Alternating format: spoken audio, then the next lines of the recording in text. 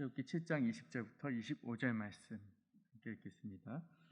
모세와 아론이 여호와께서 명하신 대로 행하여 바로와 그의 신하의 목전에서 지팡이를 들어 나일강을 치니 그 물이 다 피로 변하고 나일강의 고기가 죽고 그 물에서는 악취가 나니 애굽 사람들이 나일강 물을 마시지 못하며 애굽 온 땅에는 피가 있으나 애굽 요술사들도 자기들의 요술로 그와 같이 행함으로 바로의 마음이 완악하여 그들의 말을 듣지 아니하니 여호와의 말씀과 같더라. 바로가 돌이켜 궁으로 돌아가고 그 일에 관심을 가지지도 아니하였고 애굽 사람들은 나일강 물을 마실 수 없으므로 나일강 가를 두루 파서 마실 물을 구하였더라. 여호와께서 나일강을 치신 후 이래가 지나니라. 아멘. 우리 교회가 좋은 이유 몇 가지가 있는데요. 그 중에 담임 목사님 참 좋으셔요. 지난번에 우리 담임 목사님께서 교역자들에게 부교역자에게 책을 선물로 주신 적이 있어요. 그 중에 이제 원하는 책이 무엇인지 한번 선정해 봐라 해서 요청드리면 책을 이렇게 선물로 주시는데, 제가 지난번에 요청드렸던 책이 이제 공정하다는 착각 마이클 샌델의 책을 말씀을 드렸어요. 뭐 이제 그의 사상이나 그의 설명하는, 그가 주장하는 개념들이 다 전적으로 받아들이진 않지만 또 그가 이야기하는 정의라는, 공정이라는 개념들이 굉장히 이슈가 되었고 또 우리 함께 이해하고 있을만 하면 좋겠다 싶어서 이 책을 좀 읽어보았습니다. 이 책에서 오늘 설교를 시작하면서 언급하고 싶은 부분인데 그것이 바로 능력주의예요. 이 책의 저자가 마이클 샌델 교수가 능력주의, 이 시대가 참 능력을 중요시하는 시대가 되었다라고 지적을 하고 있는데, 그것은 저나 여러분도 쉽게 공감할 수 있을 것입니다. 어떤 자리에 앉기 위해서, 어떤 위치에 서기 위해서, 그리고 어떤 권력을 손에 쥐기 위해서는 그에 걸맞는 능력을 갖추어야 한다는 것이죠. 너무나 간단한 개념이에요. 우리가 차를 고칠 능력도 안 되는 엔지니어에게 우리의 사랑하는 차를 맡길 수는 없잖아요. 아이를 가르칠 능력도 안 되는 교사에게 우리의 소중한 자녀들을 맡길 수는 없는 것입니다. 그에 걸맞는 능력을 가진 사람들을 우리는 신뢰하고 그들을 믿고 따르는 것이죠. 그런데 만약에 누군가가 그러한 위치에 도달을 했다고 가정을 해봅시다. 누군가가 엔지니어라는 자리에, 혹은 의사라는 자리에, 혹은 교사라는 자리에 도달했다고 가정해보면 우리가 던질 수 있는 질문은 뭐냐? 그럼 그 사람이 그 위치에 있게 만드는 원인이 어디서부터 오느냐 이거죠. 그 사람이 그 능력을 가졌는데, 가르칠 능력을 가졌고 차를 고칠 능력을 가졌고 사람을 치료할 능력을 가졌는데 그 능력의 근원이 누구 때문이냐라는 것이죠. 오늘날 능력주의가 가지는 그 허점은 무엇이냐? 그 능력이 사람들은 다 자기 자신으로부터 온다라고 판단을 한다는 거예요. 그러니까 이제 이 교수가 예를 드는 게 대학 입시와 경제적 형편인데, 만약에 공정한 사회라면 가정의 경제적 형편이나 부모의 소득과 상관없이 학업에는, 대학 진학에는 동등한 기회가 주어져야 할 텐데 현실은 그렇지 않다는 것이죠. 인류의 대학들은 소득이 높은 가정의 자녀들이 들어갈 확률이 훨씬 높다라는 통계 결과가 있습니다. 그러니까 무슨 말이냐? 학교에 들어갈 능력은 학습 능력이 기준이고 잣대가 되어야 하는데, 실제로는 그 학습 능력, 나의 학습 능력이 내가 대학에 들어갈 기준이 되는 것이 아니라 우리 부모의 경제적 능력이 나로 하여금 좋은 대학에 들어갈 수 있는 조건을 만들어준다는 거죠. 그러니까 결론은 뭐냐? 결국 이 대학이라는 좋은 위치에 설 수 있게 되는 것은 나의 학습 능력이 때문이 아니라 누군가의 도움, 다른 어떤 요인 때문에, 부차적인 요인 때문에 우리가 그러한 자리에 올라가게 된다는 것이죠. 이것이 우리 한국 사회에서도 크게 다르지 않은 것 같고, 이런 의미에서 더 많이 가진 사람들이 더 많은, 더 높은 혹은 그러한 자리에 서거나 더 많은 권력이나 부를 쥐게 된다라는 사실들을 우리가 주변에서 너무나 쉽게 경험하고 체험할 수 있는 사실임을 볼 때 틀린 말은 아닌 것 같아요. 그러면 여기서 한 가지 질문은 뭐냐? 그렇다면 이런 사람들이 예를 들어 나의 학습 능력 때문이 아니라 부모의 경제적 능력 때문에 대학에 들어간 이 학생들이 그 사실을 인정하겠느냐 이거죠. 그러니까 내가 공부 잘하고 내가 노력을 하고 내가 실력이 탁월해서 간 것이 아니라 다른 요인 때문에 간 것이야 라고 스스로 인정하고 겸손하게 받아들이느냐, 그게 아니라는 거죠. 그들은 여전히 내가 잘나서, 내가 탁월해서 내 능력으로, 내 실력으로, 내 무언가로 그 자리에 올라갔다고 믿고 있다는 것이죠. 이 이야기를 왜 길게 설명을 드렸느냐, 이것이 우리 신앙생활에 동일한 개념으로, 동일한 방법으로 스며들어와 있다는 거예요. 이 앞에다 저는 영적 능력주의라고 붙여봤어요. 무슨 말이냐? 우리의 삶에, 우리의 신앙생활에, 우리의 영적인 활동 가운데 이루어지는 것들이 있죠.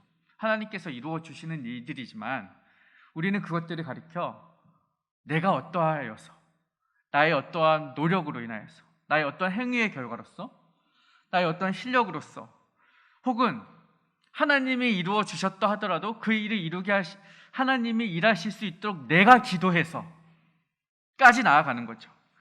그러니까 주님이 하셨어, 주님이 일하셨어 라고 우리가 겉으로 고백은 하지만 아주 조금은, 우리 마음속 아주 깊은 곳, 아주 저변에 조금씩은 어쩌면 우리도 알지 못하는 사이에 주님이 하셨지만 나도 조금은 했어라는 그런 알량한 자존심, 그런 알량한 영적 능력주의가 우리로 하여금 위험한 착각에 빠뜨리고 있다는 것이죠.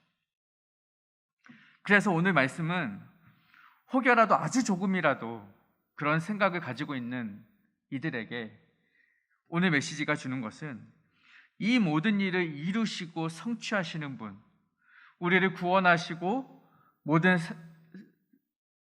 만물을, 그리고 모든 생사화복을 주관하고 다스리시는 이는 내가 아니라, 나의 능력이 아니라 오직 여호와 하나님 한 분밖에 없다라고 강조하며 말씀하고 있는 것입니다.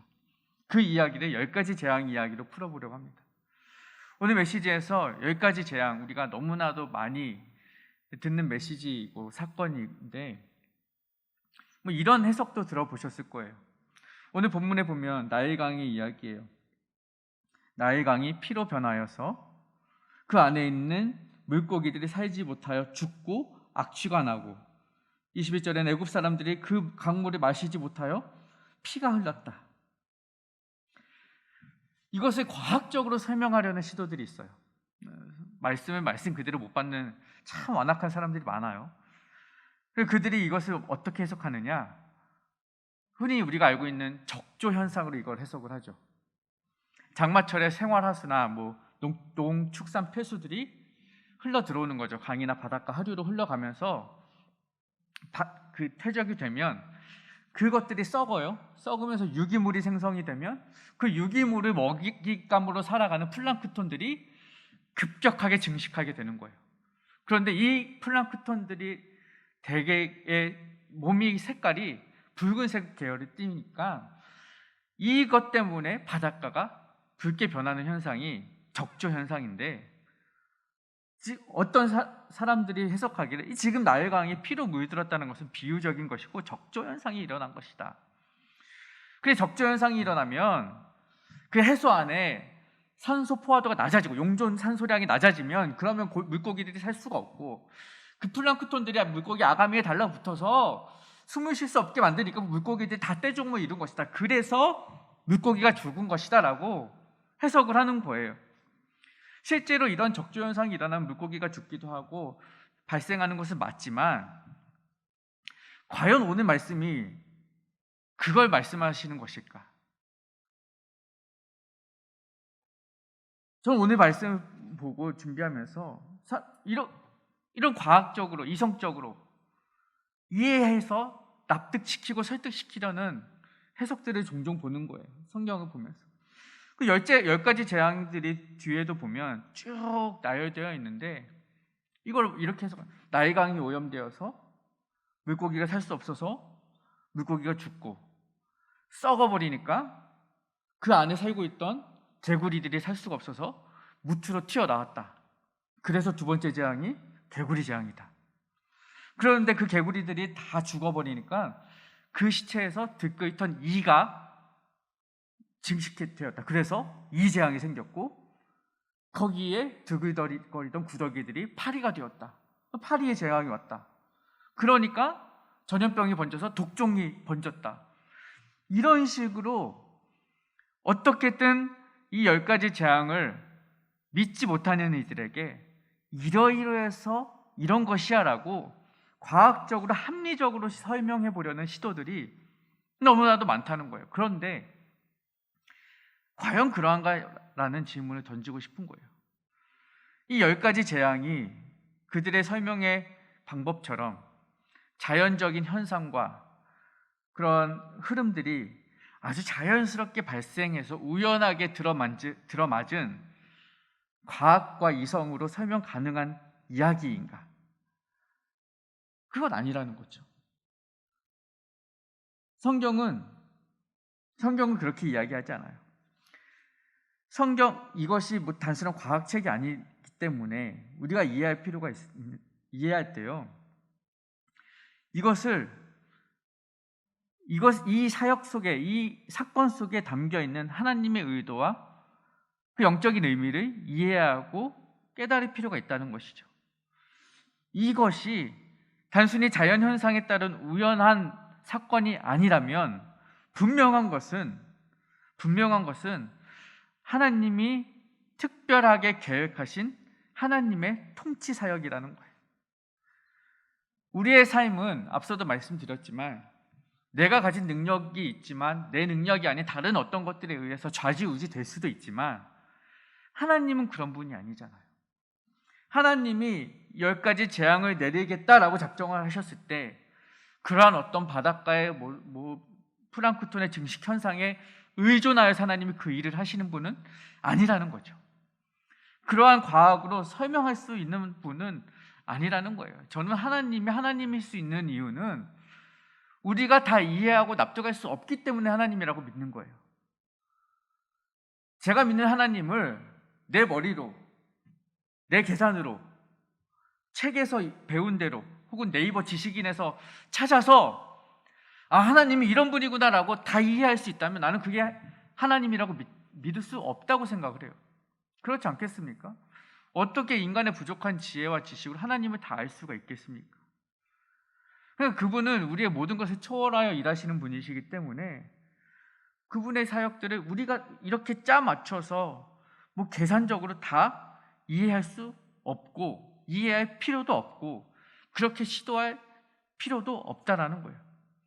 그러므로 주어진 말씀 우리는 하나님의 말씀으로 믿고 그것을 아멘으로 받아들이는 것.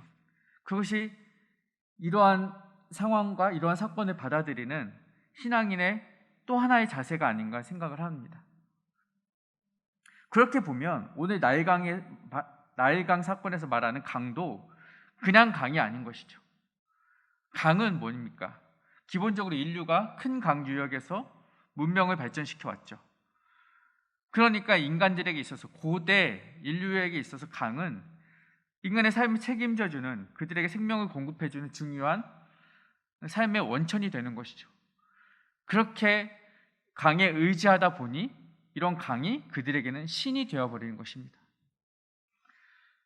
그렇게 고대 애굽 사회에는 수많은 것들이 다양한 것들이 그런 식으로 우상이 되었고 신이 되었고 그것들을 섬기는 시대가 되었다는 것입니다. 그러니까 그들의 삶에 있어서 다양한 신들은요 지금 우리가 생각하는 것 이상으로 훨씬 그들의 삶에 밀접하게 그 우상들이 관련이 되어 있었다는 것이죠. 실제로 10가지 재앙에 사용되었던 것들 모두가 애굽 사람들이 섬기던 신들이었다는 것을 감안해 본다면 이것들이 얼마나 우리에게는 영적으로 이해할 필요가 있는지를 알려주는 것입니다.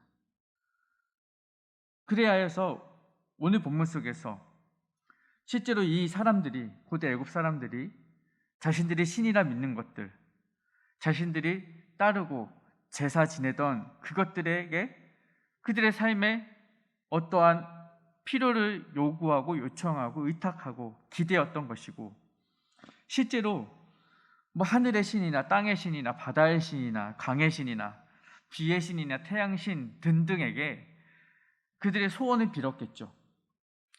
그렇게 그들이 신에게 소원을 빌면 그럼 이러나 저러나 어떤 결과가 생길 거 아닙니까? 발생할 거 아닙니까? 그들의 소원이 이루어지든 이루어지지 않든.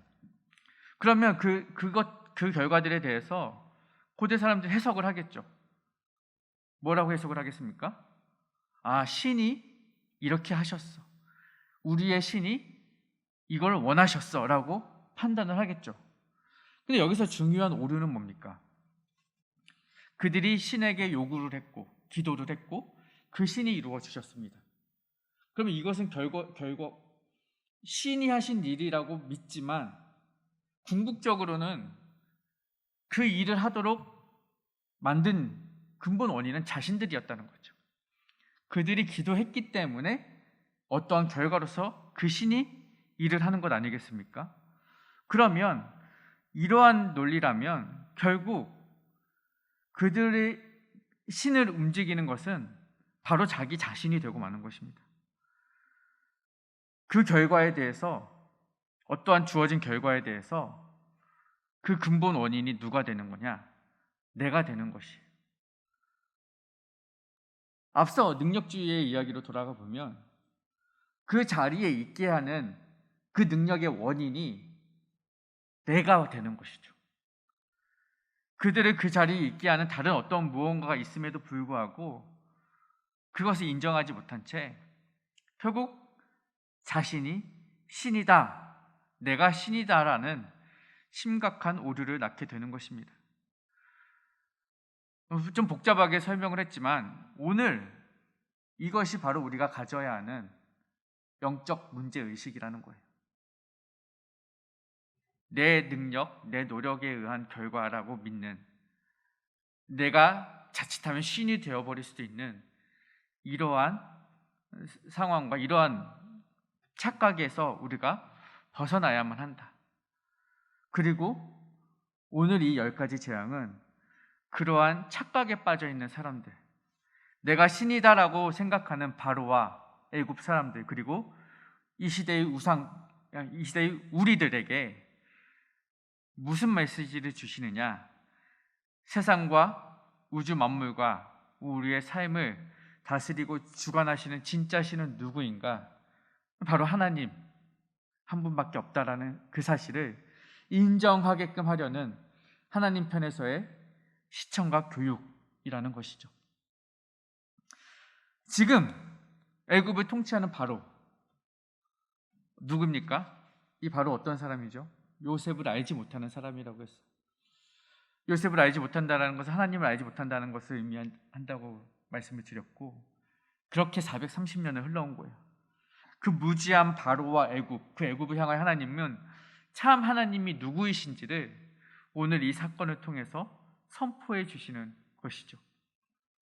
그래서 출애굽기 9장 14절에 보면 하나님께서 재앙을 내리시면서 뭐라고 메시지를 주시느냐? 내가 이번에는 모든 재앙을 너와 내 신하와 내 백성에게 내려 온 천하에 나와 같은 자가 없음을 내가 알게 하리라. 나와 같은 자, 내가 참 하나님임을 너로 하여금 알게 할 것이다 라고 하나님이 말씀해 주시는 거예요. 무지한 바로와 애굽에게 주시는 메시지, 내가 하나님이다.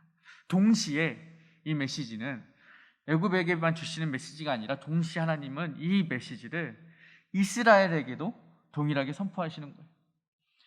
하나님과 또 선지자들이 여러 차례 반복했던 메시지가 있는데 그것은 바로 너희를 애굽 땅 종되었던 집에서 인도하여 낸 너의 하나님 여호와다라는 표현이에요. 너희의 구원자가 누구다? 나 여호와 하나님이다. 너희의 생명을 주관하고 다스리는 자가 누구다? 나 여호와 하나님이다. 온 세상 만물과 생과 사를 다스리는 이가 누구다? 나 여호와 하나님이다. 너희의 참 주인은 바로가 아니다. 나 여호와 하나님이다라는 것을 이 사건을 통해 말씀해 주시는 것이죠. 그리고 실제로 이 10가지 재앙들이 모두 생명과 죽음을 다루고 있다는 것을 보면 정말로 우리의 모든 삶을 다스리고 주관하시는 분은 하나님이구나라는 것을 우리가 고백하지 않을 수 없다는 것입니다. 그래서 하나님께서는 이스라엘 백성에게 하나님이 하나님 되심을 선포하고 혹여라도 나중에 이스라엘 백성들이 나가가지고서 와, 우리가 말이야 그 힘든데 그 어려운 상황에서 그 애굽 따라오는 병사들을 제치고 출애굽했어, 우리가 그런 사람들이야 라고 스스로 자만하고 높아질까봐 자신의 노력이나 능력에 근거한 것인 줄로 착각하지 못하도록, 그러한 능력주의 꿈을 아예 꾸지 못하도록 하나님은 이 일을 이루신 거예요. 인간이 도저히 할 수 없는 일, 생명과 죽음을 주관하는 일들, 인간의 힘으로서는 도저히 할 수 없는 그 일들을 10번이나 보여주시면서 나 여호와 하나님이 너희를 구원할 것이다, 구원하겠다. 그러므로 너희는 더 이상 바로에게 속한 백성이 아니라 나에게 속한 백성이다. 내가 너희를 구원해냈다. 내가 너를 지명하여 불러냈다. 그러니 너희는 내 것이다 라고 선포하시는 것이에요. 그래서 우리는 출애굽을 두 가지 의미로 해석을 할 수 있는데, 엄밀한 의미에서 출애굽은 사전적인 의미로 하나님께서 이스라엘 백성들을 애굽에서 끌어내시고 건져내신 사건이 출애굽이죠. 애굽에 있는 이스라엘 백성들을 끌어내는 것. 두 번째 의미로는 어떻게 해석을 할 수 있느냐? 이스라엘 백성 안에 있는 애굽을 꺼내는 것. 이것이 출애굽이라는 것이죠. 이스라엘 백성들은 지금 400여 년 동안 애굽에서 지내면서 애굽의 생활과 풍습과 문화와 정치적인 개념과 경제적인 활동들, 그것들이 그들의 모든 삶에 만연한 그대로 습득되고 체득되어 있었죠. 하나님께서는 그것을 빼내시는 거죠. 이스라엘 백성들을 애굽에서 빼내셨을 뿐만 아니라 이스라엘 백성 안에 있는 애굽을, 잔재를 다 빼내셔야 했습니다. 그래서 하나님께서는 그 모든 애굽의 잔재를 빼내시고 그 안을 하나님에 대한 믿음으로, 신뢰로 다 채워 넣기를 원하셨어요. 그리고 앞으로도 만나게 될 수많은 가짜 신들, 애굽에서 만났던 그러한 신들, 이제 더 이상은 헷갈리지 말아라, 갈팡질팡하지 말아라. 너희의 주인은 누구다? 나 오직 여호와 하나님 한 분밖에 없다라는 것을 오늘 사건을 통해 보여주시고 하나님 앞에만 무릎 꿇는 백성으로 만들어 가시는 것입니다. 오늘 말씀을 정리하면서 우리가 기억해야 할 단 한 가지 사실이 있다면 그것은 바로 그 주인 되신 하나님을 우리의 주인으로 인정하는 것입니다. 그들의 구원자 되신 하나님이 오늘 저와 여러분의 구원자 되시는 동일한 분이심을 고백하는 것이에요. 그들이 더 이상 바로가 그들의 주인이 아니라 하나님이 그들의 주인이 되셨던 것처럼 우리의 삶의 주인 되신 분도 이제는 하나님 한 분밖에 없음을 고백하는 삶을 살아야 되는 것이에요. 그것이 하나님을 인정하는 것입니다. 그런데 여전히 우리 삶을 보면 그러지 못한 부분들이 있죠. 제가 예전에 읽었던 책 중에 아주 얇은 책인데 인사이트 있는 책이 있어요. 바로 강아지 성도 고양이 신자라는 책이에요. 우리 교회 안에 있는 사람들을 두 부류로 나눌 수 있는데 양과 염소가 아니라 강아지와 고양이로 나눌 수 있다는 거죠. 여러분, 강아지와 고양이 우리가 주변에서 자주 접할 수 있으니까 그 동물들의 특성을 잘 아실 거예요. 강아지는 어때요? 주인이 오면 주인이 멀리서 올 때부터 이미 꼬리치며 달려와서 인사하는 게 강아지들이에요. 강아지 키워보신 분들 알 거예요. 주인이 엘리베이터 땡 하고 내려오면 그 문밭에 현관문에 서서 박박 긁고 있는 게 강아지죠. 그리고 들어오면 빙글빙글 돌면서 안아달라고 만져달라고, 그리고 주인 앞에 납작 엎드려요. 배 긁어달라고. 강아지가 볼 때는 이 주인이 내 주인이라는 것을 인정하고 복종하는 의미인 거죠. 무슨 말이냐? 내가 살아가면서 강아지의 입장에서 내가 개가 되어서 살아보니까 매일같이 주인이 나를 위해 먹을 것을 챙겨주고 따뜻한 것을 채워주고 때마다 시마다 입혀주고 씻겨주니 이분이 바로 누구다? 나를 위해 나를 사랑하시는 나의 참 주인이시다라고 고백하는 게 이 강아지의 마음이라는 거예요. 그런데 여러분, 고양이 보시면 고양이는 그렇지 않잖아요. 고양이의 모습을 보십시오. 고양이는 주인이 와도요, 막 달려와서 인사하질 않아요. 아주 도도하게 귀여워져. 또 와서는 딱 한 번 주인 쳐다보고는 또 지가 가요. 고양이는 그래요. 막 난리치고 뛰어다니는 것도 없어요. 그래서 고양이 키우는 게 더 쉽다고 하는데, 고양이는 그래요. 항상 자기가 왕이고 자기가 주인이에요. 이 고양이의 머릿속에 들어있는 생각은 뭐냐? 이 주인이 나를 위해 매일같이 먹을 것을 챙겨주고 입혀주고 씻겨주고 뭐 장난감 챙겨주는 걸 보니 내가 바로 왕이고 내가 바로 주인이구나 라는 착각을 한다는 것이죠. 이것이 강아지와 고양이의 차이예요. 주인은 동일하게 그 강아지와 고양이 향해 사랑을 보여주지만 강아지는 그걸 보면서 야, 이렇게 생각해 주시니 이분이 참 주인이고 따라야 될 분이구나, 충성해야겠다. 그러나 고양이는 이렇게 내가 대접받는 걸 보니 내가 왕이구나. 여러분, 우리가 어떤 모습을 지향하고 나가야 되는지는 너무나 분명합니다. 고양이는 아니죠. 적어도 고양이는 아닌 것 같아요.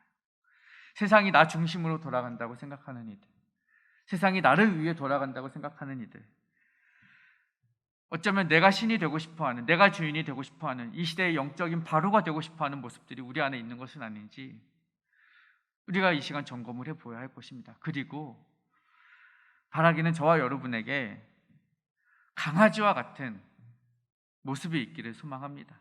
내가 주인이 아니고 나를 위해 세상에 있는 것이 아니고 하나님이 나를 위해 계시는 것이 아니고 내가 주인이 아니다. 나는 그분을 따르고 섬기는 그분의 종이뿐이다라는 그러한 믿음과 신뢰, 그 모든 일을 이루시는 분은 그분이고 내 능력, 내 노력, 내 실력이 아니라 주의 권능이 세상을 움직인다라는 그 신실한 믿음이 저와 여러분에게 있기를 소망합니다. 이 말씀 기억하시고 주인 되신 하나님을 인정하고 그분께만 충성하시는 신실한 다산 따스한 교회 성도님들 되시기를 주님의 이름으로 축복합니다.